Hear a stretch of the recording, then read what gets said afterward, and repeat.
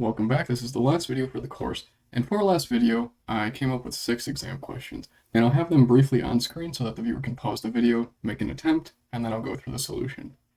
This is the first question where we want to find the power going through this 5 ohm resistor.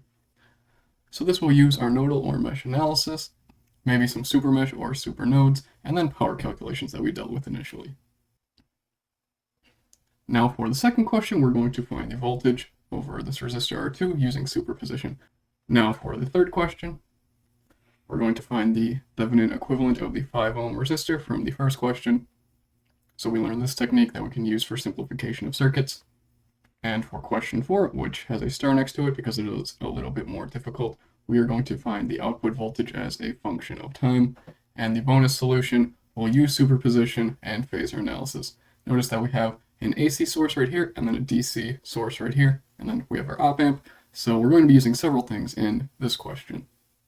Second to the last, the fifth question is going to be more recent material. We're going to find the power, the apparent power, the power factor, the complex power, and the reactive power for our voltage source V1, which is right here. And then for our last question, which would be a bonus question, we have the following circuit where our frequency is 60 Hertz. We have a load that consumes 120 kilowatts of power, and the circuit has a power factor of 0.88. And at our input, we have an RMS voltage, which is 240 volts with a phase angle of 0. And what do we want to do to it? Well, we want to add a capacitor to increase the power factor to 0.93, and that's going to be this C1 capacitor here that has dotted lines attached to it.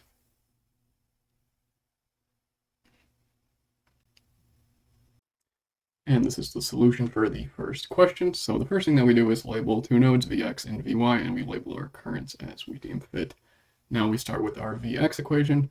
So we have 3 amps going in and then all of the currents going out. Notice that we have this voltage source here, and we just label that current I of the 9 volt. And then for the node Vy, we just have all the currents going in and then all the currents going out. But then we notice from these two equations that we can't really solve for this 9 volt current, so we need to introduce the supernode. Now recall for that supernode, we entice the 9 volt and the 1 ohm that's in parallel with it. And then just going into that node, we have the 3 amp current, and going out, we have this 5 ohm current, the 9 ohm current, and then this 5 amps. Now we can plug in this equation up here into the supernode equation, and that allows us to solve for Vy, which is minus 12.2 volts. Now we can use this equation again right here to solve for Vx, and we'll get that Vx is equal to minus 3.2 volts. Now to find the power, we know that we can use the relation V squared over R. In this case, it is Vx over the 5 ohm resistor, and what we get for the power dissipated is 2.048 watts. For the solution for question 2, where we are just using superposition to find the voltage over resistor R2, we first just turn off the voltage source V2 and V3, and we can do a resistor divider to find what the voltage over R2 is, just given as that, and we denote this 1 right here. Then for the next step, we turn off V1 and V3. And again, we're able to combine R3 and R1 in parallel, and then we can just do some voltage division to get the voltage over R2. Then it has the 2 above it. Now for the last part, we have V1 and V2 turned off, and we can combine R1 and R2 in parallel, and then we can do a voltage division. But because of the polarity that we have, we actually have to flip the sign. So then we get that the voltage over resistor 2 has this minus sign and then our normal voltage divider. Now, once we've solved all 3 of these parts, what we can do, we can just add them all together, since superposition allows for that, and that gives us the voltage for resistor 2. And for the third question, where we are trying to find the Thevenin equivalent circuit of this 5 ohm resistor, the first thing that we do is remove that 5 ohm and we find the voltage over that missing 5 ohm. And to do that, we know that we'll need a supernode from question 1, so we just start with that equation where we have 3 amps going in, and then going out, we just have some current over the 9 ohm, and then the 5 amps. Easy enough to solve for Vy, given that equation, we get negative 18 volts. We can use the relation of Vx minus Vy is equal to that 9 volt, and that allows us to find Vx. And Vx will also be the voltage over that missing 5 ohm, which is minus 9 volts. And that will be our Thevenin voltage. Now step 2, we know we zero out all of the sources, so that means the current sources will be open and the voltage sources will be shorted. And doing that leaves us with the following circuit. Now looking at the resistance of this circuit from the viewpoint of that missing 5 ohm resistor, we know that this 1 ohm resistor and this wire will just parallel out to be 0 ohms. So then we really only have this 9 ohm resistor that's active. So our Thevenin resistance is 9 ohms. And now we can piece everything together. We have our Thevenin voltage, minus 9 volts, our Thevenin resistance, minus 9 ohms, and then we just have our 5 ohm that we put back in there. And now for the fourth question, where we do have this star, because it is a little bit tricky. So with superposition, our step 1 is going to be turning this AC V1 source off. So that gives us the following circuit, where now we just have this current source active. And remember that the rules of the op-amp, when we have this negative feedback, that the voltage at V plus is the same as the voltage at V minus, and also that no current goes into these terminals. So what that allows us to say is that V plus is just going to be equal to this 1 milliamp times this 1K, which is 1 volt, and that will be what V minus is. Now if we label our current as follows, we are just able to say that VL, the voltage over this inductor, is going to be equal to the inductance times the time derivative of the current going through it. And we know that the current going through the inductor is the same as the current going through this resistor. And the current going through that resistor is just going to be equal to 1 volt divided by 10K. And from that, we know that the derivative of this constant is just going to be 0. So that means if we trace back from this point V minus, which is 1 volt, our output voltage is just going to be 1 volt for the first step.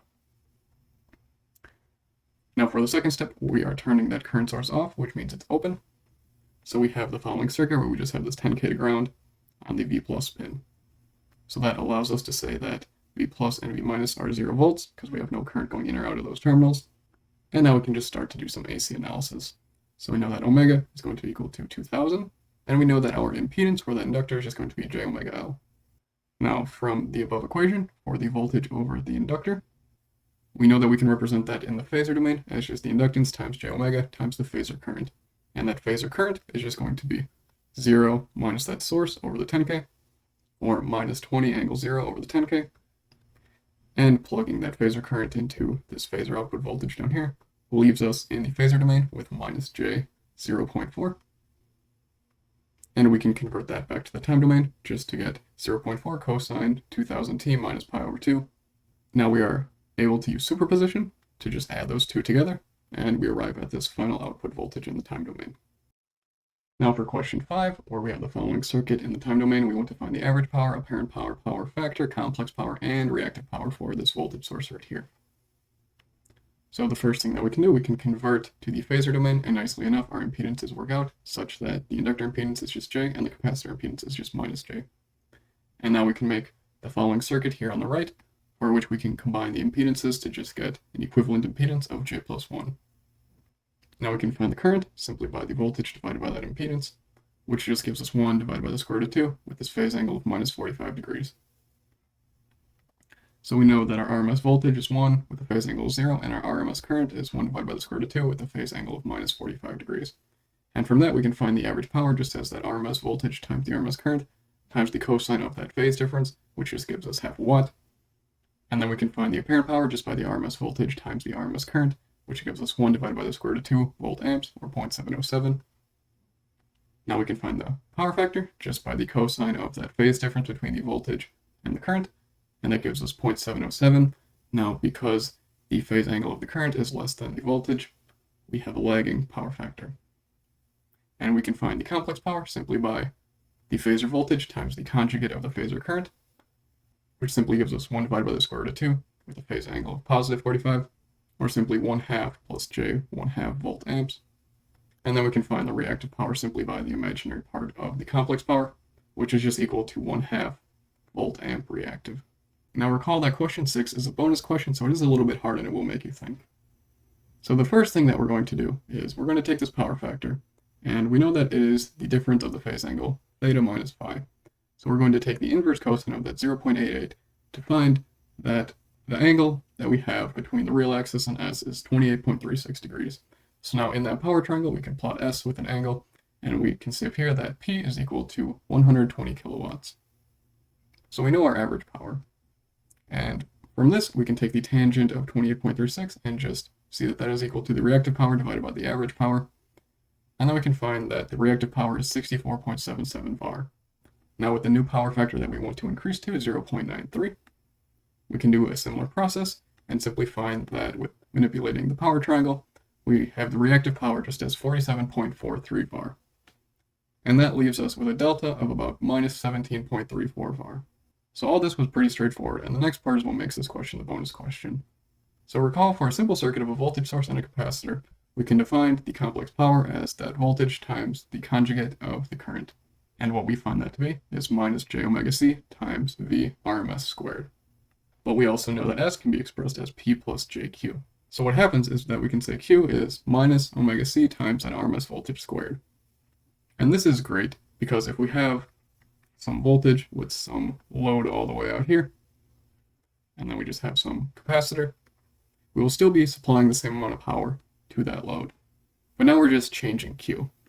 So what we can do from this, we can simply solve for the capacitance, and what we get is that the capacitance is equal to 17.34 divided by 2 pi times that frequency of 60 hertz times that RMS voltage, which is simply equal to 240 volts.